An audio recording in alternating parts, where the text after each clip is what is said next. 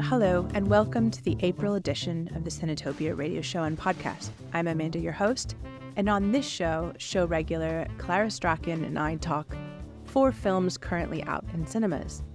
First up is Alex Garland's highly anticipated film, Civil War. Next, Dev Patel's first foray into directing with Monkey Man.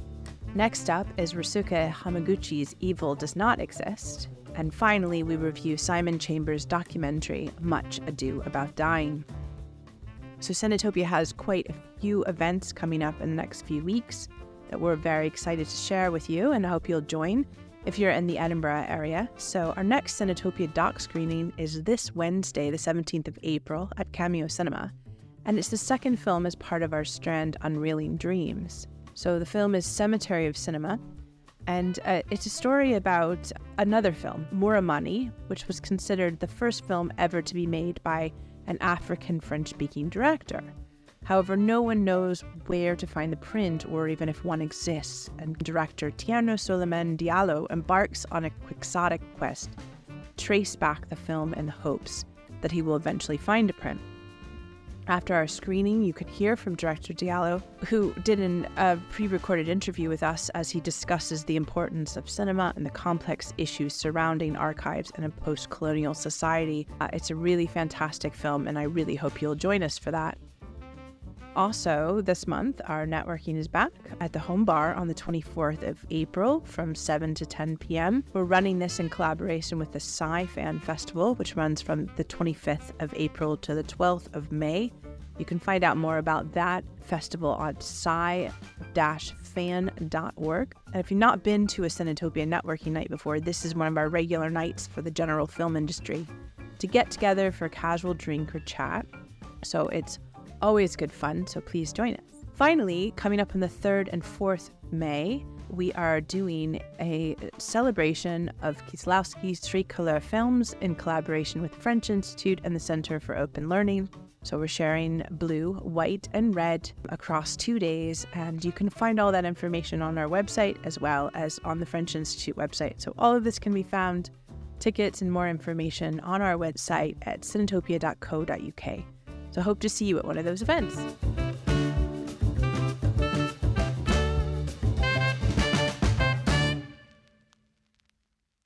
So welcome to our April edition of the Cinetopia Radio Show and Podcast. I'm here with Clara. Clara, how are you? It's a sunny day, but we've been seeing lots of films. It's not been very sunny recently, so it's just about the weather's turning in Edinburgh. How are you doing? I'm doing really good. Well, I'm really amped up because I've seen there's a common theme, there's a common thread in all of the films that we've seen. There's a lot of gore, they're bloodbaths, and there's a lot of death. But there's a lot of righteous justice meted out. So yeah, I'm feeling kind of amped up. You're right. When you said common theme, I was waiting to see what you meant.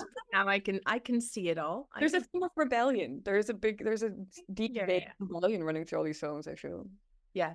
So we are we're going to review 4 films, and we're going to start with the first one, which is probably the big blockbuster of this weekend, and it's Civil War. 19 states have seceded. The United States Army ramps up activity. The White House issued warnings to the Western forces as well as the Florida Alliance. The 3-term president assures the uprising will be dealt with swiftly. Let me know if you want to try anything on. Are you guys aware there's like a pretty huge civil war going on all across America? We just try to stay out. With what we see on the news, seems like it's for the best.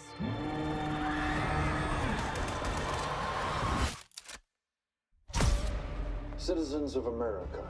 The so-called Western forces of Texas and California have suffered a very great defeat at the hands of the United States military. Mr. President, do you regret the use of airstrikes against American citizens? We're moving to D.C. today. We need to go down there. They shoot journalists on sight in the Capitol. Every instinct in me says this is death. What? Every time I survived a war zone, I thought I was sending a warning home. Don't do this. But here we are. There's some kind of misunderstanding here. Look, we're American. Okay? Okay. What kind of American are you? And yeah, we both saw it in the cinemas, of course. And I'm looking forward to hearing what you think about it. But why don't you tell us about Civil War? Yeah, so Civil War is, I suppose, hotly anticipated because it does feel like such a zeitgeist movie. It feels like someone who's made a film about the thing that everyone's been sort of like muttering under their breath that may happen, and maybe the culmination of the nightmarish politics and sort of events that have been happening the last 4 years. So interesting to see someone actually try and put that into a film and try and sort of compact that into a couple hours and see how they handle that. So I think, yeah, a lot of people were on the fence about whether or not this was going to be handled correctly, if it was going to say which camp it would fall in. But anyway, what we have is a story about a dystopian near future in America in which a civil war has broken out between two secessionist states. The wild cards of Texas and California have teamed up to take down the fascistic American president and government. The fascistic president being Nick Offerman, who is going for a third term because why not? Because he can, I guess. The story follows a ragtag team of journalists of varying stripes, colors, and levels of experience as they try and cross America to get that all-important interview with the president as his regime crumbles. It's a gory film. It's a dramatic film. It's a bloodbath. It always said it was going to be, and that's what we got. I was really interested in seeing this once I'd read a lot of reviews. I only wanted to go after I'd read a lot of reviews, but specifically Google reviews. So my favorite thing is to go to the 5 stars and then read the 1 stars immediately after, or vice versa, just to get, like the lay of the land. And they did not disappoint. So just to share a couple of those before we go in. So 1-star reviews. Quote, "The trailers were a lie." People are still pissed that the trailer is not giving them the entire plot. And the next one, quote, "This movie is an insult to the American military more than anything else." Oh boy. Yeah, other reviewers, other professional reviewers have said things like it's just decontextualized violence, criticized it, saying, was it necessary to introduce and then sacrifice 2 non-white characters to score a point about racism that lurks in American heartland? So people have really picked this apart. People have wanted this film to be what they want it to be. They want it to come down on a side. People are projecting a lot of meanings onto it. For example, I saw one film critic went on Twitter and was like sharing some thoughts about it, which you're in for.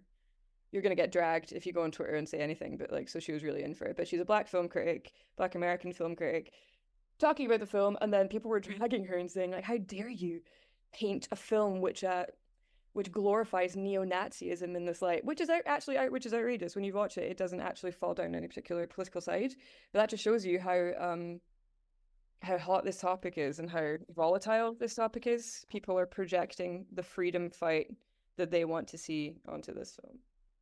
I mean, I the one thing I did like about it is the very beginning is that it did feel like it wasn't, it took the politics out of it, and yet there's so much politics there, but that when you put Texas and California in the same Western front, if you will, you don't know what side they're on or whatnot, then it doesn't make it very specific to the politics that is the ongoing unrest right now that is in America. So I appreciated that. But yeah, I think I've heard there's a deal of controversy around this film because it doesn't pick a side. That's what I've heard. Filmic verisimilitude is something which is always going to irk people. People are always going to say either it wasn't true to the story, or why haven't you tried to reach this reality, or it was too removed from reality. It really does just go to show that expectations, people have so many expectations about certain kinds of films and certain themes in films. Yeah, it's just super fascinating. A lot of people are annoyed about the political neutrality element. So there's a lot of name drops in the film that allude to specific factions and violence, but there is no value judgment made or no explanation given to anything that's happening. So for example, there's a mention of something like the Antifa massacre, but does not say whether Antifa was the perpetrator or the victim in that paradigm. So, but then I've read reviews, people have written and they're outraged. They're outraged that he's imagining a future in which Antifa are living up to the right-wing paranoia fancy that, you know, they are the dangerous faction, they're the dangerous militia that is going to, you know, be the downfall of America. People are annoyed about it, but actually he doesn't fall down his side. I think it's a dark mirror that is being held up to the audience at this point in time. But I think, yeah, a lot of people are annoyed as well that it doesn't fit into the paradigm of an action film necessarily, and that it follows journalists. I think a lot of people are annoyed about that as well. Also, I read a little bit about how egocentric journalists are, or something like that. Yeah. And they didn't like. I was like, all right. I mean, there's so many any American military film in the last 20 years, like, welcome. There's so many reasons to complain about this film, I guess. But I guess the main question is, what did you think of the film?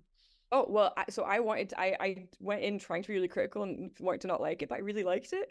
I just thought it was well done as well. Like, apart from anything else, apart from the fact that the story didn't land on anything that really irked me, which it could so easily have done, because I'm one of those people who, you know, when you see like an interview or an article and they're using buzzwords like populism, rise of populism, extreme, and just sort of throwing in buzzwords which are actually really ill-defined political terms that can be sort of bandied about to bolster whatever kind of point you make. I thought I was going to dislike it, but I really loved it. I think it was fantastically made. I think the use of stock footage was really quite harrowing. Mm-hmm. There are a lot of pieces of footage from civil unrest in America over the last couple of years. And there were some moments that just, it really takes you back. I was heavily involved in a lot of things that went on in that year, which came to violent ends, and I was hurt and like caught up in a bunch of things. So it was a bit like there were some testy moments. So this was fun for me, going into a film about PTSD in journalism and then watching that kind of unfold, because that is where it goes. It is a psychological study of war from the perspective of a journalist. So it's just using the quote, well, the neutrality of journalists, supposed neutrality of journalists, and the ambiguity of the sides, just to examine the hell that is war and the impact that can have on the psyche, and just how insane people can go, really. But yeah, I really liked it. We'll talk a lot about pacing, but I think there was a point for all these films, but there was a point in the film at the beginning that I was like, this is kind of going a little slow. I'm not really totally freaked out yet, and I'm expecting with an Alex Garland kind of horror element to it or something like that. And then all of a sudden it does get really obviously intense, like, so it totally changes it up. It took me a lot to kind of process the whole film this weekend, and also to afterwards. I mean, I was very shook up. You felt like you were in the middle of it, which that's the point. And it was a very intense experience, and very scary, and also makes you think about so many things. Definitely, as you said, about war in general. So where we are presently and where we could be in a matter of time or whatnot, because you don't really get this idea of how farther in the future it is, or in the past, or whatnot, you know what I mean? So it feels very modern. It feels very modern and yet dystopian at the same time. So I think I saw an interview with Alex Garland that tried to explain why Texas and California, because initially when I heard that it was Texas and California that were the secessionist, like, rebel states, and then also Florida, worth a mention, wild card Florida, just, like, you know, does its own thing as well. It's just a secessionist state on its own, which I love. But anyway, so Alex Garland was explaining why is the thing, because when I heard that, I was like, really, like, what, where is he going with this? I was very sort of like, oh, really? But yeah, he made the point that the fascistic government is so terrible that the two states overcome their own political divisions in service of overthrowing the larger issue, which is the government. So he points out that that's the insanity, is that states and people at wider society aren't banding together to take on the larger threat and the broader threat of fascistic governments, or the powers that be, and are getting lost in infighting. And this is a common theme throughout a lot of the films today, which is really interesting to see, that we are in a zeitgeist moment in filmmaking where people are taking on these topics and they're becoming Hollywood blockbusters. Like I don't know what the figure stands at now, but I know that on the first day, Civil War took in 10.7 million at the box office.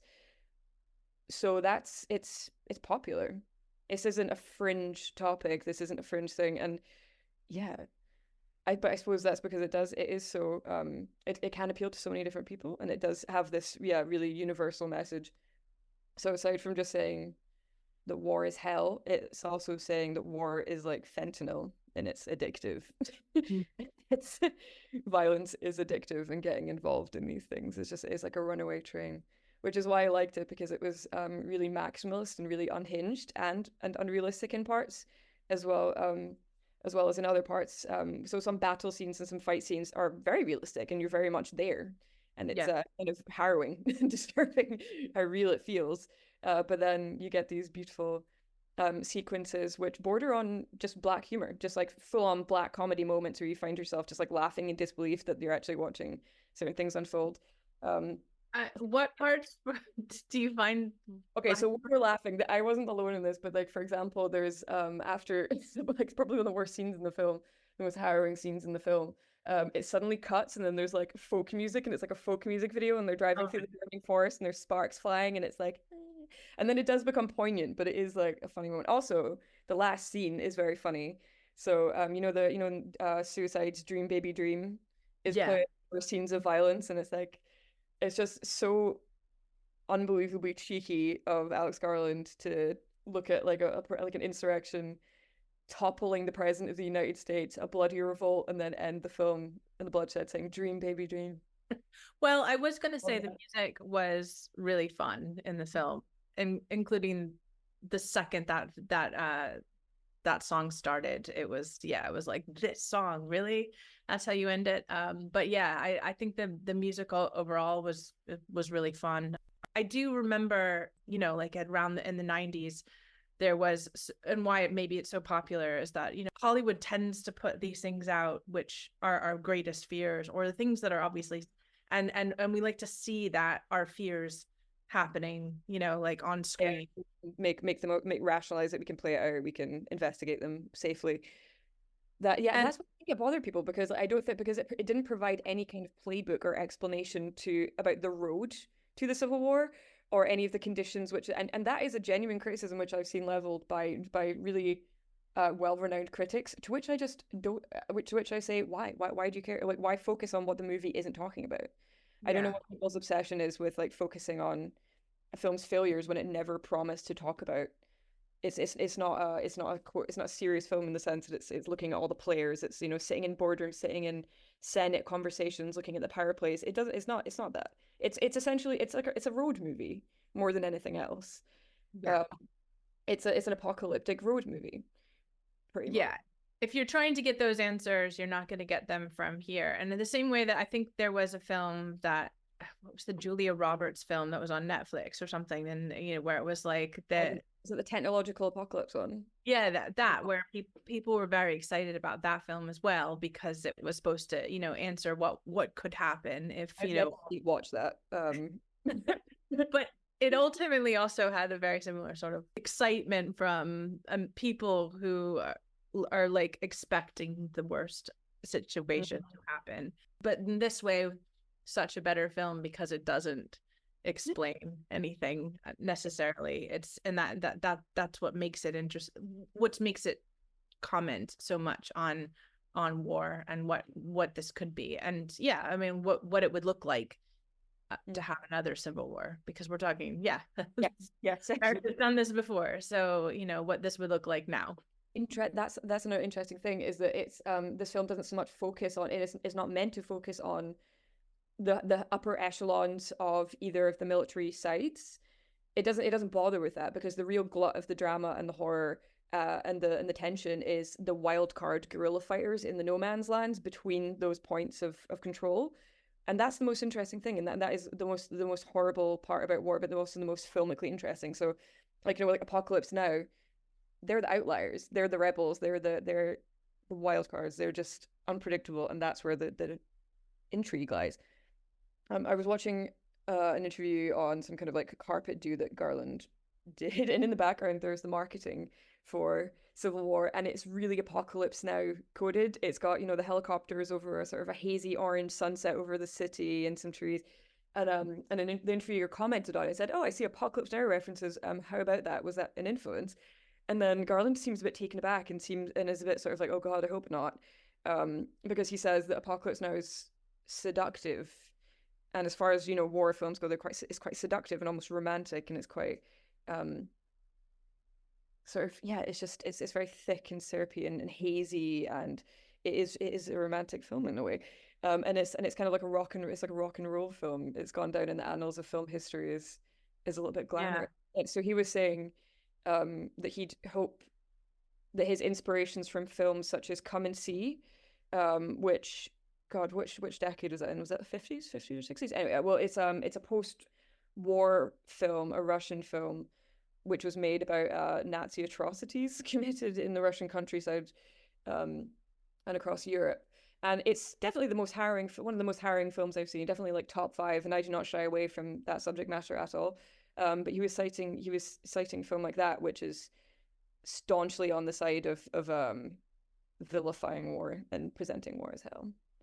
Which is why it's interesting that you were saying that the journalists were being that someone took to task the narcissism of the journalists involved, but that's kind of the point. It's meant to be like the ethical rot that sets in when you're just confronted day by day with documenting the worst atrocities in the world. So yeah, that was a fun arc. That was a fun little arc, watching all of the so basically the characters within Civil War. There's Kirsten Dunst's character, who's named after Lee Miller, like the famous war photographer who famously photographed Dachau after Hitler had slunk off into the background in defeat. The really iconic images, if you haven't seen them, you should check them out. But anyway, her character is based on Lee Miller. And then this sort of 20-something-year-old protege decides to tag along on one of the most dangerous journeys in America to try and learn the trade in the front lines. So we see Kirsten Dunst's character sort of peak, suffer from PTSD, and then crumble, and then we see the next generation coming up. So as soon as one person goes up in flames in PTSD, another one ignites underneath, and it does document those rolling generations of journalists who are inspired by previous journalists, and then just go into the line of fire. I was going to say we could talk about the performances, and I really liked Kirsten Dunst in this role because it's not the way. Well, it's an older Kirsten Dunst. It's not a Sofia Coppola. Speaking of Sofia Coppola, it's not a Sofia Coppola Kirsten Dunst, Marie Antoinette, but it's like a raw, like no extra beauty products. I really liked her performance. And the young person that I don't forgot her name, but she is the person who's in Priscilla. So this was her first acting role before Priscilla. So both, I think, worked really well. Although I have to say, at the end, I wasn't really into that moment, like that I won't get into. Just like alluded to it. And the culmination of their relationship. Yes, the culmination of their relationship. I really didn't. That was the one part of this which it just me out. I thought it was the cherry on the cake. It's like, no, not that. But anyway, you'll have to watch it. I was expecting that. When there's a dog in a film, the dog's gonna die because like you need to like break people's hearts. I feel like there needs to be some kind of like. But people just need to be rotten. People like in a film like this, like people need to suffer. Like they're gonna be horrible. It's just I also so one of my favorite things to do, especially with a film like this, is just to give it a cursory Google and then see the most inflammatory things that come up on Google, just that are perhaps by some right-wing publications or center-right publications. And as usual, the Telegraph did not disappoint. So the Telegraph's headline hot take on this movie was Alex Garland's Civil War, could it happen? ? Which I thought was a great in. Which I thought was a really great in, and it really covers a lot of misgivings people have about the film. The fact that it doesn't answer some of those really important questions, as we were saying. So like there is no front line that is really spoken about. The parameters in this film and the political parameters are really just not spoken about. There's an unknown front line. There's an unknown impact on the world. But I think Alex Garland really effectively alludes to the detriment and chaos that comes about with war. So for example, there's a moment where they're negotiating at a gas station to try and buy some gas, and then Kirsten Dunst's character offers $300 and, you know, the guys don't bite. And then she says 300 Canadian. And then they just, yeah, sure. Okay, fine. Like, Love that. it's really great. I think so. There are little details in there which do ground it and make it a little bit more gritty and really, yeah, bring it back to reality a little bit. And I think he really does a fantastic job at both capturing the surreal, and there's really trippy elements in there, but also keeps it real, because there's no sort of like Black Hawk Down action movie trope. For example, there is no grading on this film that would have you looking at the promotional material or a trailer and be like, oh, that's a dark apocalyptic action film. America looks gorgeous in this film. And I think that's really important to point out. The landscape is gorgeous, the sky is blue, the flowers are beautiful, and I think that really brings it home, is like the reality of war and the reality of atrocities is they play out in the same world in which the most beautiful things happen and the most gorgeous things happen. And I think that makes it all the more harrowing, is that we're not trapped in the conventional action or dystopian universe per se, and that really brings it home, and I think that again grounds it a lot. I think, yeah, there's...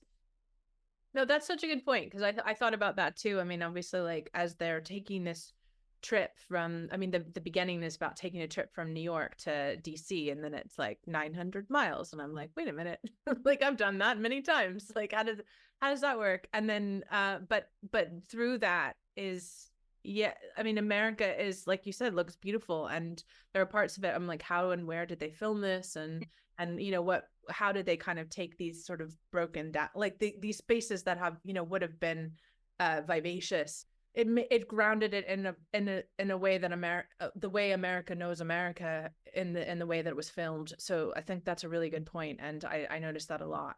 Yeah, and I think I kept thinking back to the Telegraph's title of "Could It Happen Here?" Especially when the most harrowing scenes were happening. So, for example, there's a really visceral scene, which I think is mentioned in the trailers, and it's not a spoiler. There's they stop for gas, and then one of the traveling party and the journalists looks and they see bodies hanging in a sort of outhouse behind the garage, and then they go to investigate. And I just kept thinking, like, well, yeah, of course this is to happen. This is America. We're in living memory of, you know, public lynchings attended by a smiling public. It is possible. It's fully possible. Yeah, I think there's some beautiful moments. There's also some really obvious moments, but I think they worked well. I don't think I could really even fault them for that, even though I don't really like being like smacked over the head with a point. I feel like it gets away with it. For example, there's like a crashed helicopter outside a J.C. Penney, and then there's like the sports stadiums that are broken down and being repurposed as sort of like refugee camps. And, you know, these are like icons of the like American dream, the classic American dream. It's very much like a UK person is making this film about America. You can really see that. It's like the mall is rotting, or like, oh, the stadium is rotting. Like, the pillars of American society have really fallen. You know, different kinds of factionalism, like the sports teams have now become more political. But I just find it really interesting how he skirted the political issues. So, for example, Jesse Plemons' character is just really he's very much like the Kurtz in Apocalypse Now. He's just like full rogue character who just wants to watch the world burn and just wants to. He's completely. How about his glasses?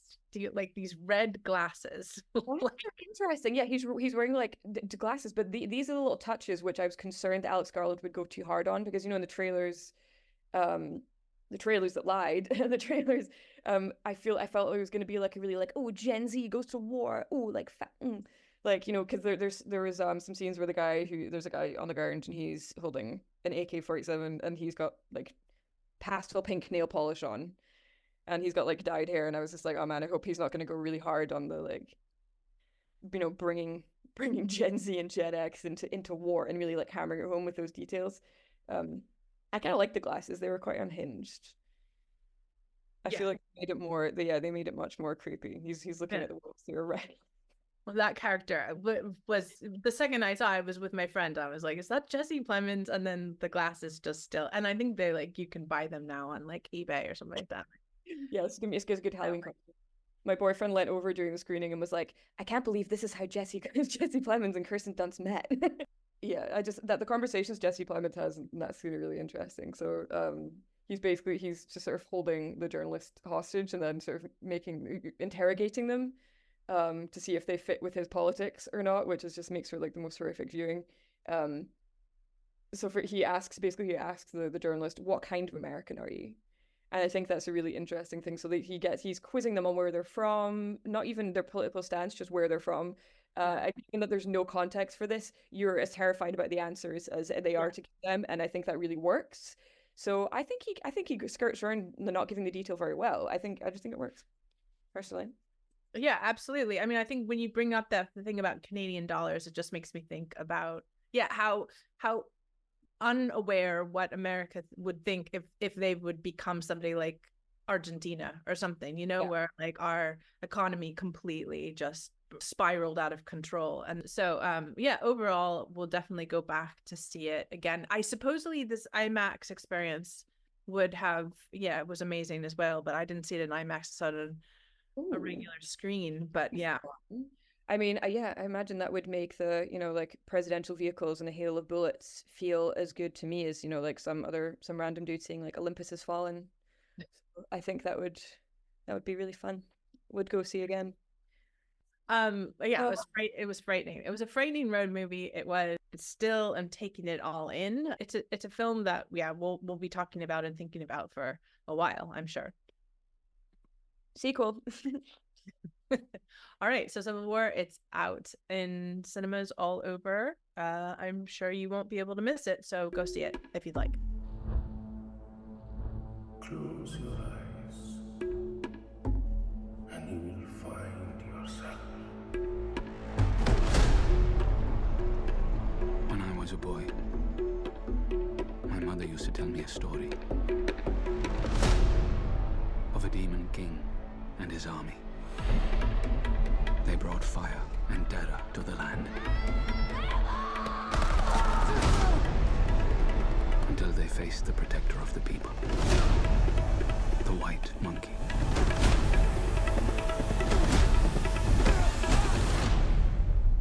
There you are.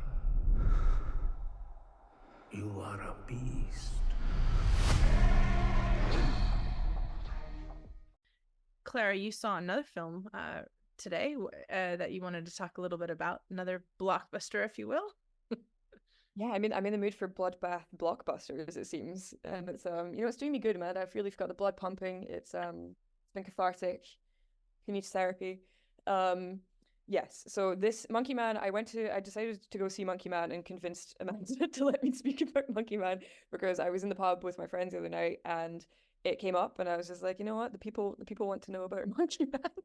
The people are curious about Monkey Man, and rightly so. So this is Dev Patel's directorial debut, and it's a bloodbath action revenge film which goes beyond the lone wolf archetype of the genre, and sort of bleeds into a film about mythology, class consciousness, rebellion, insurrection, and it ends up being a Trojan horse of a film that delivers revenge catharsis, but motivated by really weighty social justice issues without being dry or preachy. It's a really fun film, and it's a really well-made film for his directorial debut. I think he should be really proud of it. It's good fun, like as violent as it is, and as much as it deals with some really heavy themes and has a lot of tragedy involved and a lot of trauma involved. It's really fun, and it's just a good time. So Patel actually describes this film as a love letter to his mum, among other things, which is really interesting. And that theme actually really does come out. There's a lot of feminist themes in here, which are subtly interwoven, which I really loved. I feel like Dev Patel hit so many points with this film. He takes so many harmed underdog people with him on this hero's journey.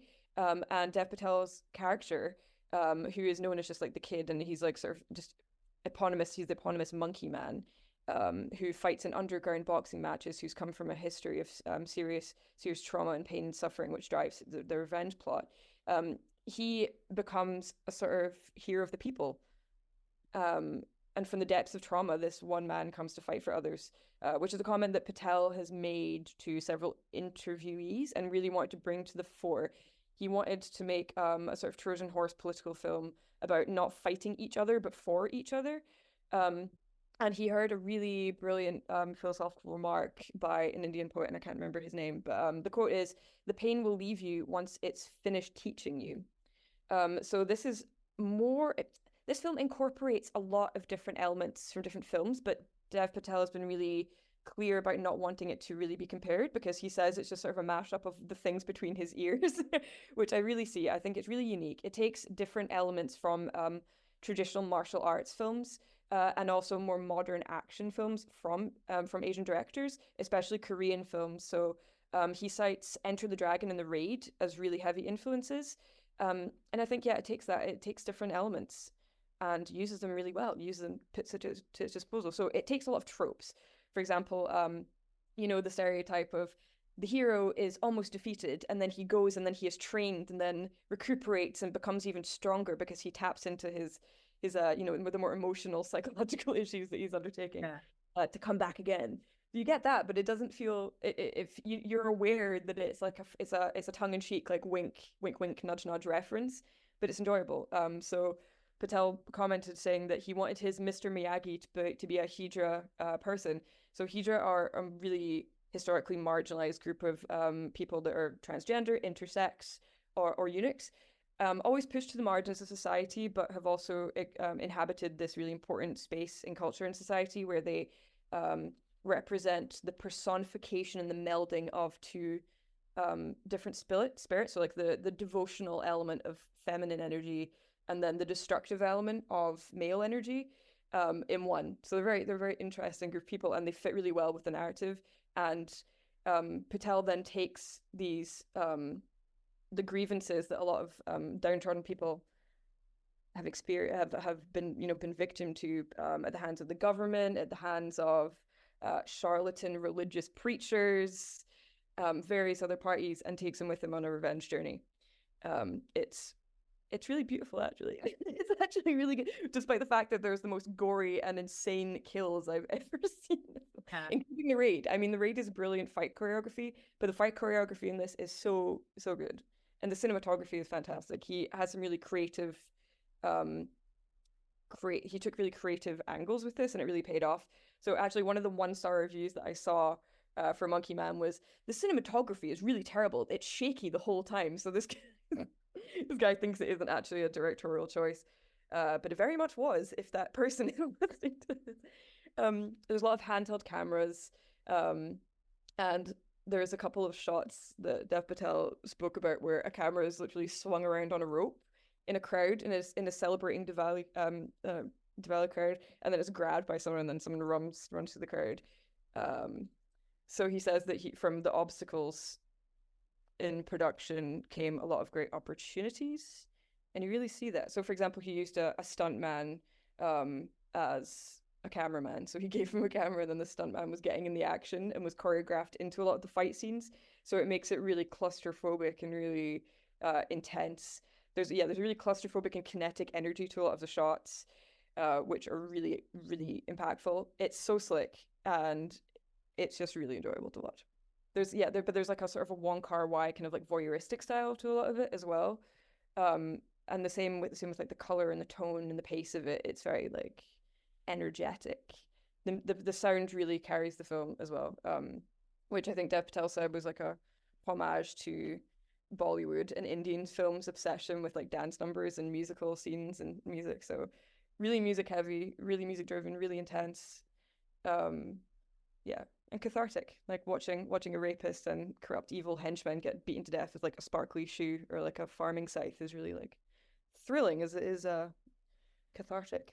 Yeah, you have me torn, because I kind of want to see it now that you've described it, except this whole bloody like thing is pretty where there's moments where I was like, oh, like he's done that. And Civil War did that a lot for me this weekend too. So I might give myself a week before I go to another bloodbath of a film. So Monkey Man sounds good. We'll check it out. That's Monkey Man, currently in cinemas.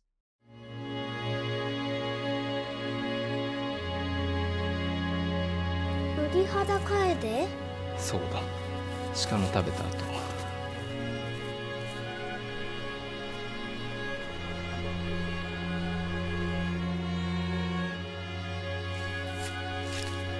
昨日急に来られてさ、驚いたよ。水引と原沢にグランピング施設の管理・運営をいたします。So the next film we're going to review is in some cinemas currently. Evil Does Not Exist, Japanese film. Clara, why don't you tell us about this film? So Evil Does Not Exist is a film directed by Ryosuke Hamaguchi. Apologies if I'm butchering that, probably am. Who previously directed Drive My Car. I believe that did very well. A lot of people saw Drive My Car.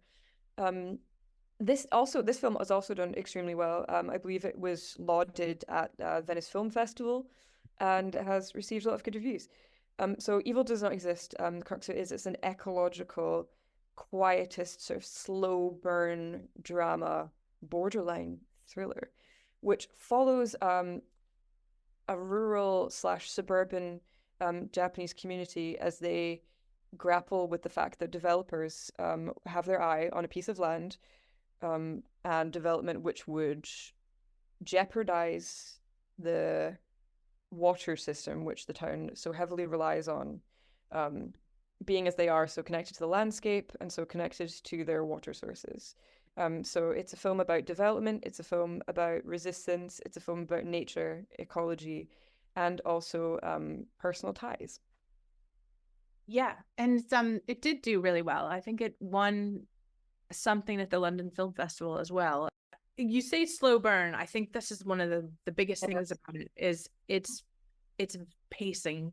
I think I read something that I shouldn't have, but when I was just trying to decide whether or not we were going to watch this film, that it changes up like from scene to scene, and it does, but it's slow the whole time. It's very slow. It's a slow film. It's meditative in that way, and I really love. And some of these scenes are just absolutely beautiful and stunning. And I think the other thing to note, which I also heard from somebody, but I think it was something I picked up while watching it, was very much the point of view of the camera. So there's oftentimes the feeling that you're looking at the characters in the film as much as from the natural perspective. The camera really sort of has a very interesting point of view. I mean, I think there's one very clear point when they find some wild wasabi, and it's as if we're looking at them looking straight into the camera, but it's like from the plant's point of view of some course.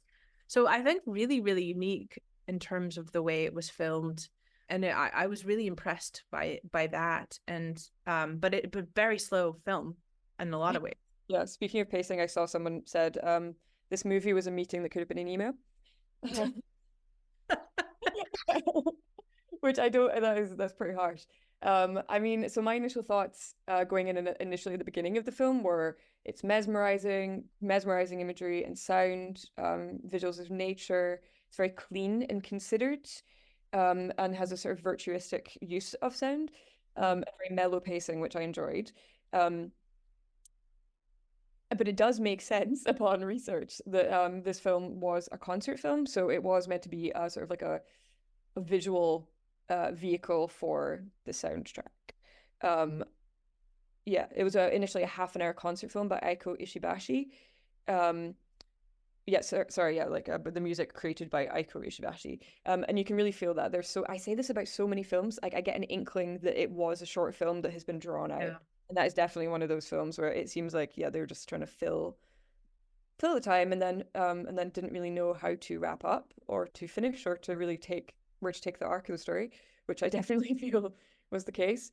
I mean, there were so many parts of it that I loved. I did love the visualizations of nature. It was clean. It was calming. There is a certain kind of there was a lack of tension, but I mean that in the best way possible, in the sense that everything was quite measured. So when the developers send a sort of small PR team of 2 people who are sort of just hired PR people who I think were initially actors, which is a little bit of a strange term, maybe some kind of like a misunderstanding I had there or a translation error, I'm not entirely sure. But yeah, there's these 2 PR people that are sent to chair a consultation process with the townspeople. And it's quite a long drawn out process, but I'm not going to lie to you, I did really enjoy them really getting into the nitty gritty of septic tank systems. Like, go there, sure. Let's hear about it. When I was reading reviews, there one guy gave it 2 stars. He said, I gave this 2 stars and not 1 simply because I learned about where to put a septic tank. Yeah. But I did like the dialogue, but it was very slow, it was very polite, it did take a while. I wanted it to go places that it never got to, and then it went to a different place. Oh yeah. Slightly like I'd fallen asleep and had a strange nightmare, and then I woke up and then I left. Not knowing. Well, I think we will have to get into like the end by not getting into the end, but I think going back to this like this pacing thing on the last show, we talked about Do Not Expect Too Much from the End of the World, which was there were aspects of it which was like almost Godardian on how annoying something lasted for a period of time, like a long time, just kind of like make you have to wait through something over like that. No, nothing is happening. And I think this is in a very different way a slow film. Like just even you sort of follow the 2 PR people back to town and listen to them talk about online dating or what they want to do with their life and stuff, and it just seems to like rest there for a really long time. And you said like just sort of the careful sort of meditative way that the music is and the way things are shot, it really like it's a nice rest, so it's a totally different kind of pace but it takes a really long time to get through chopping wood or just getting water from a brook. So it's very interesting. And yeah, I mean, I wouldn't say I loved that, but I think I do like, as I said last time, I do like to be challenged in films for my attention, and I don't think I would have been able to do that very effectively if I hadn't been in the cinema for this one, but I was, so that's fine. But the ending was just a bit, I mean, I'm looking around at each other in the screening I was at. Everyone was just sort of like, what? Did I blink? Like, what is going on? I don't. Yeah, I mean, when I was like, when it went to black, I was like, this is the end. But like, is it? Like, I know this is the end, but I don't really, I don't really know what to say. It was funny though, I'm not gonna lie. Like, I mean, because the first couple of scenes that begin to resolve the ending, you're just like, okay, and then a couple of others sort of in between, and you're just like, oh, so maybe, oh no, okay, no, we're here now, we're at the end. It was just very jarring and sort of back and forth. I mean, I think that, so what I was about to say was that there are a lot of comedic moments in the film, but then obviously looking back, they're actually much more sinister probably than I was finding them initially, because I think it sort of wants to convince you that it's very harmless and it's very measured and it's very clean. It's very quote, like, how like an outsider or like a Westerner would say like the Japanese are just like a very like relaxed, just like much more polite, much more civil to each other. But then I think maybe that's kind of the point of it, having digested it, is sort of like ripping it away. Yeah, and also the name. I think this is definitely maybe straight out of what Mark Kermode said, because I looked to find out what people thought about the ending. What is this name? And what there were critics who have said, whether or not that was Mark Kermode or not, was that there's such all of these characters are a lot more complex than they make out to be. I don't know. I don't really I'm confused. They are. I'm sure they are. But I would have liked to have seen that. Like, that would have been of interest to me. Like, I would have loved to get to know that. I just would have loved to know. I don't need everything answered, but this film, I feel like, was one of those ones where you just really can't help but feel a bit robbed of something more. And I don't know, like I say, reflecting on it, maybe you could take away more than I was initially giving it. But because I mean, for example, I do like I wasn't like kidding around when I said that I did enjoy the fact that we're talking about the septic tank. Like I do enjoy that. And I think, like I like a little ecological film. We need more of them. And I think I enjoyed watching sort of a reasoned resistance against ill-thought-out development and damage, and the proffering of the adage that balance is key. It's not like we're anti-development or anti like tourism or anything. It's about balance. So it's not one of those like polemic films that it could be, sort of like big developer fights angry townspeople. It was much more subtle and nuanced than that, but it did feel sort of like two different stories by the end. In a way, like I wanted to know the personal, what was going on with the family and the person and like the our main characters and then outside it. I mean, yeah. I mean, it was confusing. It wasn't. It was a confusing film, and I think primarily because the end was a bit of a shock and like left you questioning a lot. I mean, I'm with you with the septic tank stuff. I liked that scene a lot. In fact, that was probably one of my more favorite scenes. I love Frederick Weissman films. I love fly on the wall sort of conversations that happen, and you have to take the nuance from what everyone's saying and what's coming out. And I think they unpacked that enough in the following next scenes, or how that drove the characters to their next decisions, whether or not they were going to leave their job, or, you know, is this glamping thing going to happen in the future, and how are they going to get that, you know, through.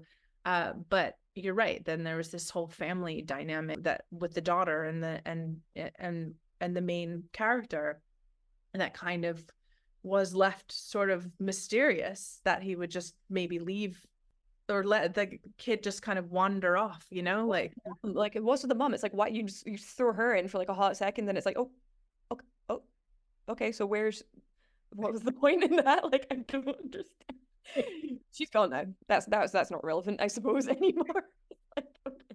There's just to mean something, but I have no idea what it's meant to allude to. I try not to let stuff like that bother me in film, obviously. Like, I can let things sort of wash over me, but this I feel like was a bit flagrant. It was, and not in like a David Lynch way, like, or specifically being mysterious about a box or something. But yeah, no, I'm very, very confused. I mean, I watched. Okay, so I read an interview that the director gave, and apparently he'd gone to see Kurosawa like give a lecture at a university or something, and apparently Kurosawa left the students with an idea, quote, shoot something that will surprise even yourself. And I feel like that's what the director did. They're just like, you know what, I'm gonna surprise myself. But, yeah. I mean, there's also, I think the director has also sort of alluded to it being more of a feeling reflected than anything else. So, to give a long quote, when the director was asked if he thinks Japanese society is on the verge of a big shift, he thinks long and hard before replying. Yes, I think very much so. I think a lot is changing and society is changing. I would say it's feeling like the beginning of a collapse. Even though the event that I'm depicting in my film is a small event, it's an incredibly sloppy plan that still gets pushed through and results in terrible consequences. I think the sense of moving forward is so far exceeding in a way that feels almost too late to recuperate. I don't think this film has a direct message, but it does reflect those feelings in a way. So he doesn't think his film has a direct message. No. Absolutely not. Why would it? Why bother?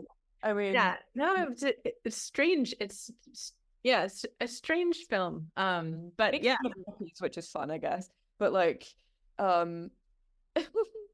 mean, there's also some sort of magical realism, which I wish there had been a little bit more of, because that's always fun. Yeah, but it's just sort of, it borders on the sort of like uncanny at points. Yeah, get a bit magical, but then doesn't follow through. So, but that's interesting, because it's nice to get a little sparkle of the magical and then have it fizzle into bleak reality, I suppose. Totally. I don't really know what else to say. I mean, I do like the soundtrack. I thought the soundtrack was great. I did think it was beautiful. It left me with so many questions. So, and I guess that was the point. I heard, just a side note, that I think the film was an alternative title was meant to be The Gift.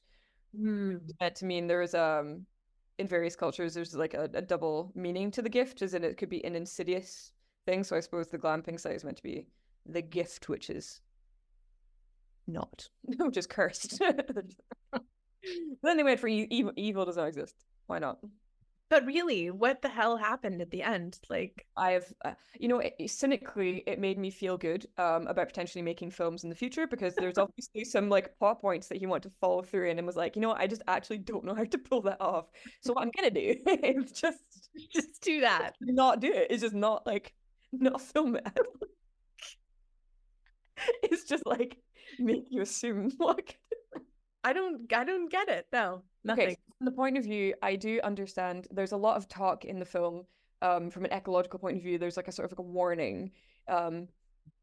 So one of the city Tokyo born and bred PR people is asking some pretty crazy questions about deer habits.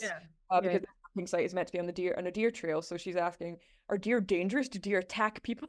Only if it was like shot. Gut shot. They only attack if it's gut shot, which is not really necessarily true unless it's a stag. But anyway, so I think it's obviously trying to hammer home the message of like, you know, nature and people will fight back if they're, you know, pushed in a corner, or if you know, take away things that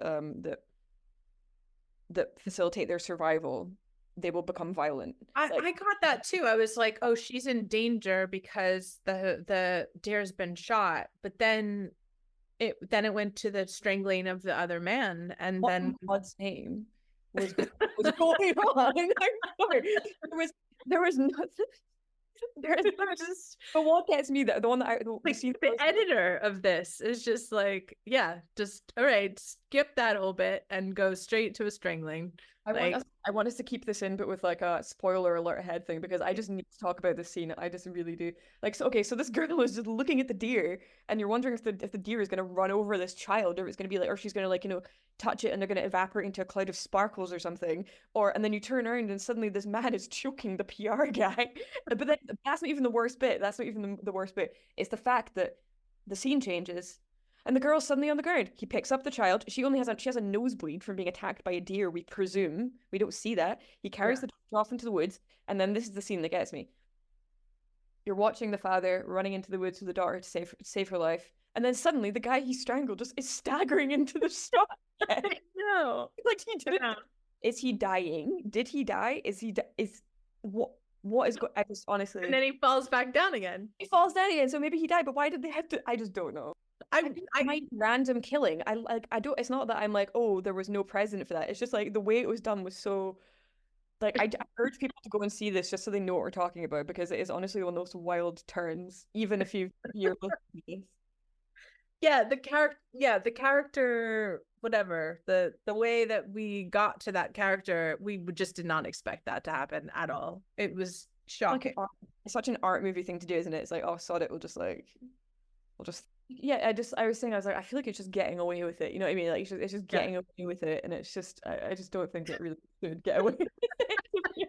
Like, and I when I left to walk home, I saw like a modern ad, and it was like the strangest plot twist or something that like is on the quote. You're just like, yeah. Oh my god, yeah. So at the end of the interview that I just quoted about Kurosawa saying, shoot something that'll surprise even yourself, at the end of that interview, the director says, with a hint of a grin, I don't dare tell you which one surprised me. And I was just like, oh my god, please stop being so. Evil Does Not Exist is currently out in cinemas right now. When life's good, it's very, very good. When it's bad, it's horrid. What do you do if your uncle says he's dying and you're the only person in the world that can look after him? I'm just saying, I think it's OTT to buy 4 of everything. Don't think like that. Have you got any more of these big ones, please? 1, 2, 3. 4 is OTT, be careful. But if you go 6, 7, then you're buying too much stuff. Ooh! That was my finger. It wasn't. You know, bossy uncle and bossy nephew. And bossy nephew. Absolutely. All the world's a stage, and all the men and women merely players. What do you do when you're dragged into a mess that's exactly like the Shakespeare plays that he used to act in? Which of you, shall we say, doth love us most? I'm a bubbly person. And he wants to give his kingdom away to a hot anthropology student he's fallen in love with. He received £25,000 from you. I'm intuitional about money. I don't really think of figures. Everyone! Why was I always the boring one, standing at the edge, never doing anything right? Because everybody keeps saying, put him in a home, put him in a home. I know they do. And you don't want to be in a home. Nor do I need to be in a home. And then King Lear had his storm. Death It's like going on the most wonderful holiday without any of the bother of packing.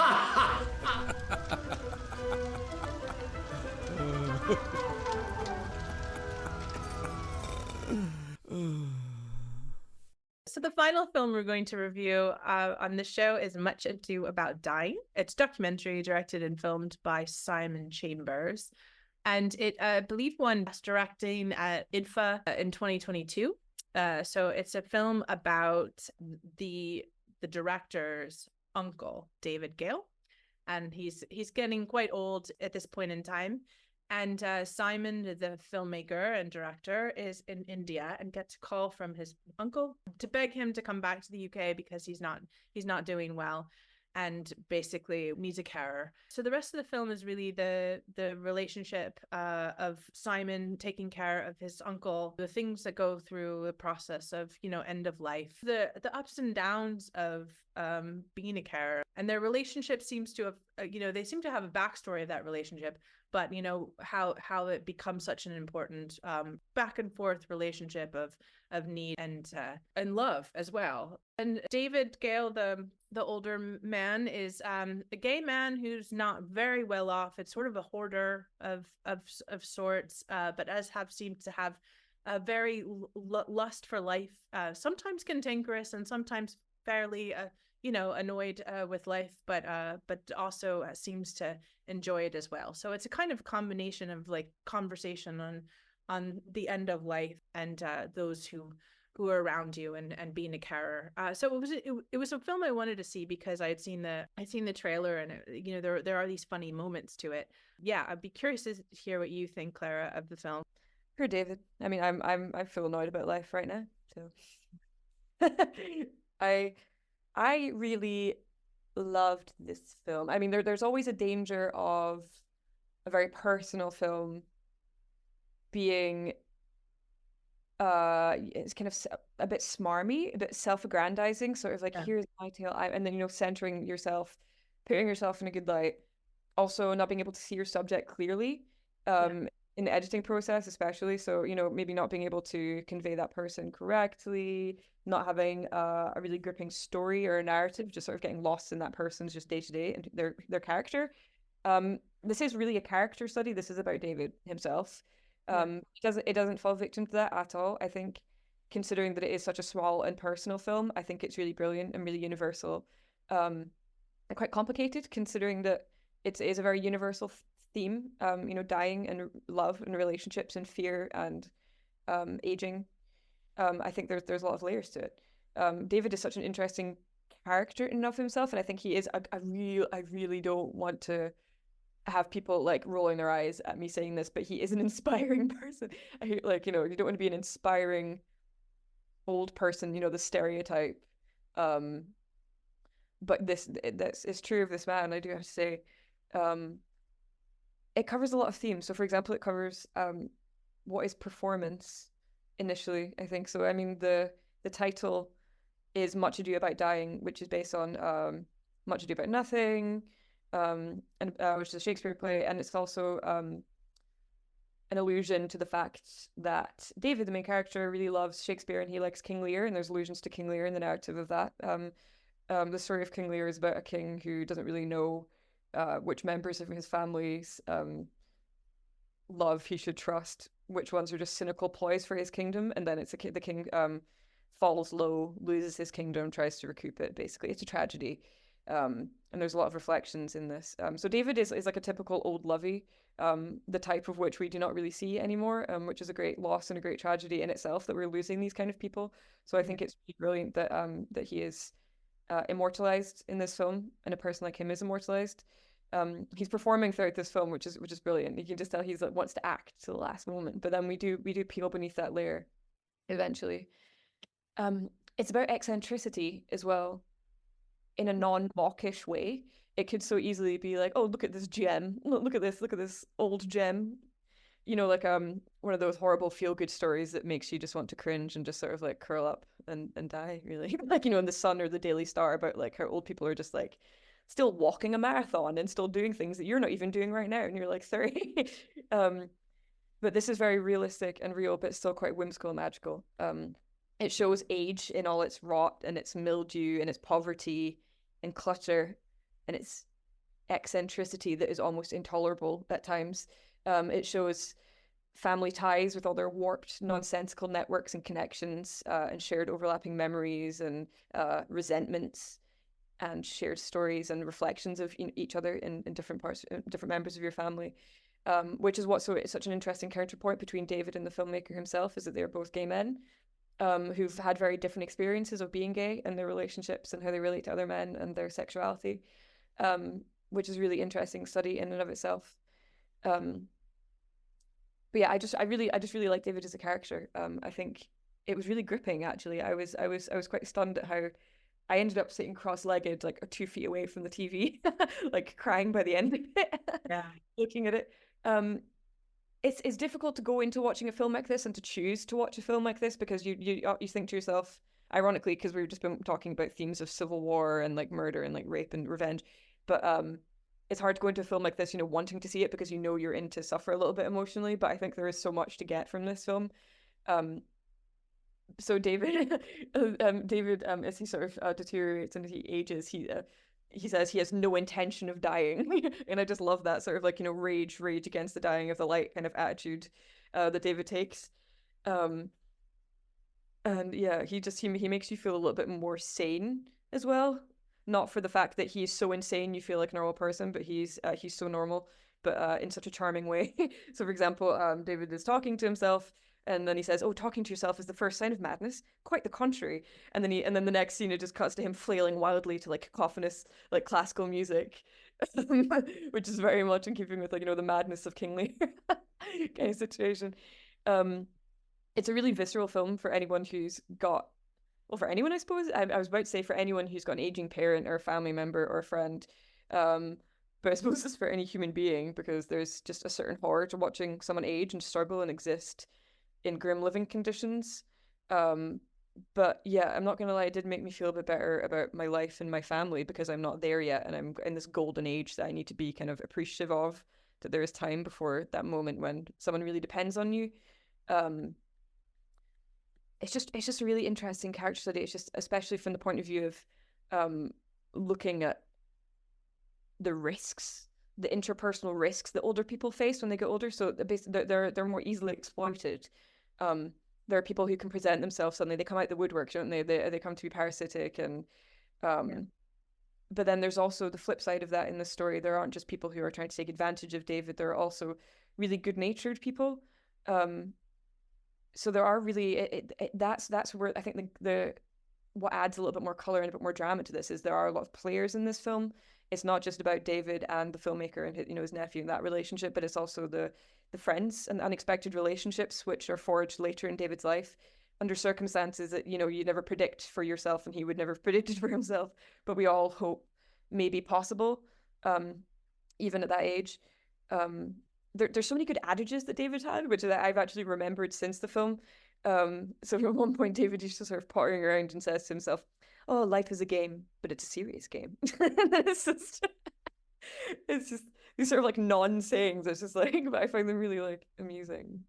He has so many amazing lines and so much of a sense of humor, but also knew like, I love how much he always knew what he wanted and was able to ask or was able to get and ask what he wanted, and because he chose to bring the right people around him as well, like having his nephew there was somebody that he obviously trusted, even though they spat a little bit at each other as well. I like the thing that you said about it, eccentricity, because it does remind me a little bit of my obsession with Grey Gardens and just the idea that putting somebody on screen who is performative.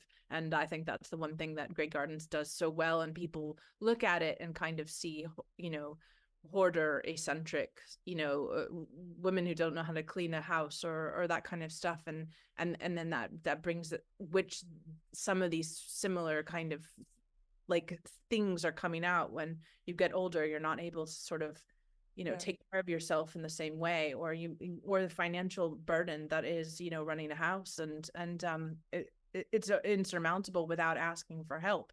So I think those things are hard to watch, but also really powerful on screen. The only other thing I would note is that I was like, having seen that it is distributed, it is getting distribution here, it's going to be out in cinemas. I also was looking at, having been at IDFA and around on documentary film festivals, who and how you would fund a film when you're making a film like this. And what was really interesting in the credits is that it said this is completely self-funded. And he very specifically, utterly said, like, this is utterly, completely self-funded, as in he tried. Like, he tried to get this film made with money, but it didn't work. It didn't happen. I mean, he went through SDI's pitch as well. So he would have been chosen to be part of, their pitch. It's not like everyone gets to pitch those kinds of things. So it's interesting, though, that all of this obviously was a labor of love to make the film and to tell this story, but also probably a very hard film, as you said, to get people to come in to see, and to, because it's hard. It's a hard film. It's a hard topic.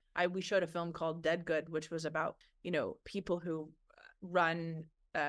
deal with the passing, your family's passing, and but they're concerned about the moral aspects of that and doing it in the proper way and whatnot. And it was one of those moments where it was like, how are we going to sell this?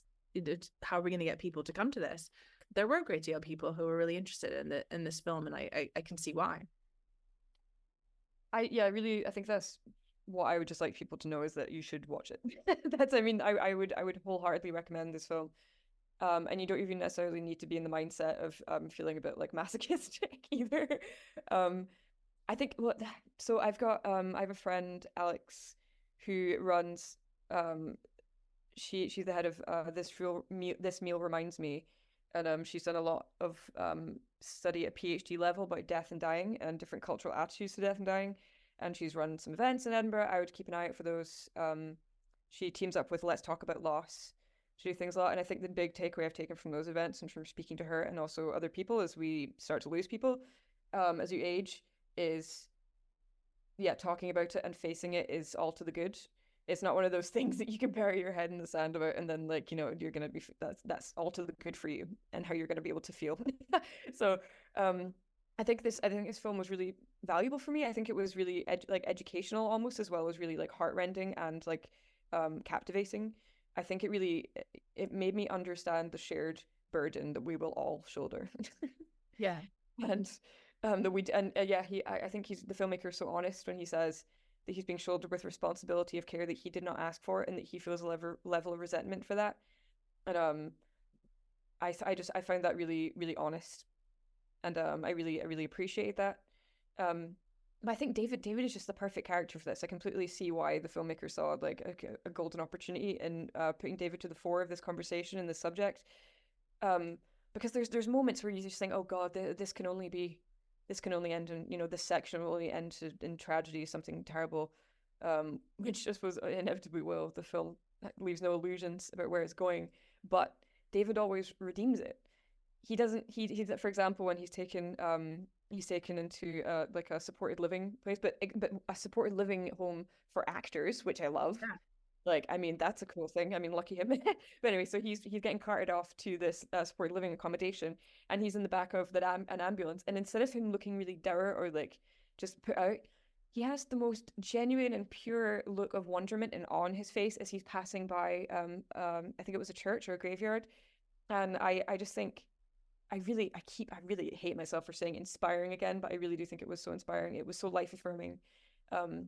He's so grateful and so thankful, and so often in utterly glimmering awe at the brilliance of life and art and people. And I think he brings a completely non-trite attitude and way of seeing and way of being in the world that I think is really refreshing. Yeah, I think the tragedy and the comedy that is brought together is just really artfully done. I think the comedy and the tragedy in this are really jostling for attention. They're shoulder by shoulder, but it is that which makes up life, and that is why Greco tragedies are comedy and tragedy slung together. Yeah, exactly. And I think you brought up the really good point of how, I mean, as someone who has dealt with recent loss in my family and my mom, who sort of had to shoulder the kind of similar situation of the of Simon, it is really it's a difficult spot to be in, and you have, you feel a sense of resentment for sure. And I think just bringing out these raw things from the filmmaker worked really well. But as you said, David, the character, is like, we couldn't have had, this film would not have worked if it hadn't been for David being such a unique and inspiring, and somebody you can learn from. Like you said, inspiring is the word. At the beginning, I was a bit like, this is very dark, and maybe not the subject matter that I want to deal with this weekend. But it continued to get better, which is a very thing when you think what the point of the film was going to end up being. Is you're right. I didn't really think about it that way, but it is actually, now you look back on it, it does actually. Yeah, for the first half hour, I was in a lot of distress, and then by the end, which I won't give too much away, but I just felt like I learned so much from David, as you said, and how to approach death, in a different way than I would have ever thought to. And I think that it got more and more bearable, because I think at the beginning it was hard. Like, I needed to take a break for a second, for me. But also perhaps because of like maybe personal, experiences, if not. Yeah.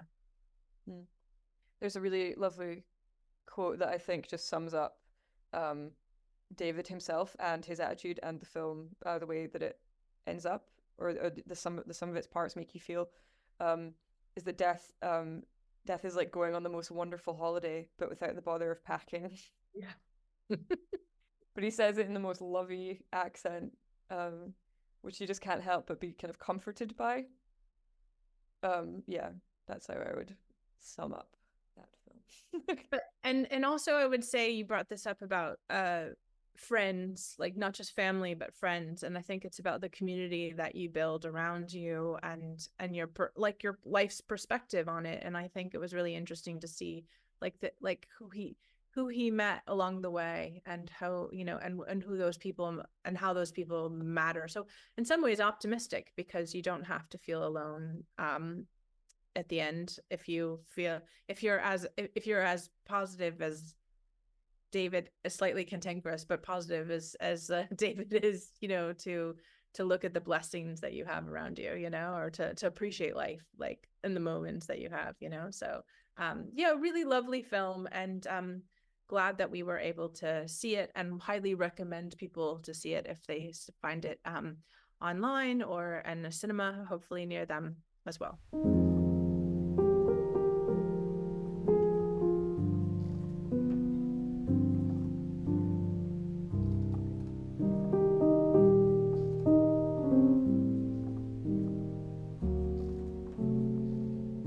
Well, so that is our show for April, and so it's been a weekend of intense emotions and a bit mysterious, very much so, a whole gamut of kinds of films. But yeah, so what are you looking forward to? There's quite a lot of films coming out in the next couple weeks as well. Are you looking forward to anything coming out? I'm not going to the cinema the next week. I'm going to go outside. Yeah. Been in the cinema so much. I'm looking forward to that. This isn't a shameless plug. This is a genuine, and I promise I'm not a shill, but I am keen to go to the next Cinetopia doc screening. But I mentioned it before, but Cemetery of Cinema is definitely one of my favorite films that I saw last year, and I think one of the things that's really special about our screening is that we're going to get we've done a recorded Q&A with the filmmaker who's currently in Guinea, but it's a film that's so profound, it's so interesting, makes you think about archive and cinema and spaces and who tells the stories. I've never experienced a film that has been so profound and yet so fun at the same time. So I think it's a nice in conversation with Chem's Video, which was like wild and wacky and also smart and made you think, but but a different way. So I always say come to all of our film screenings, but like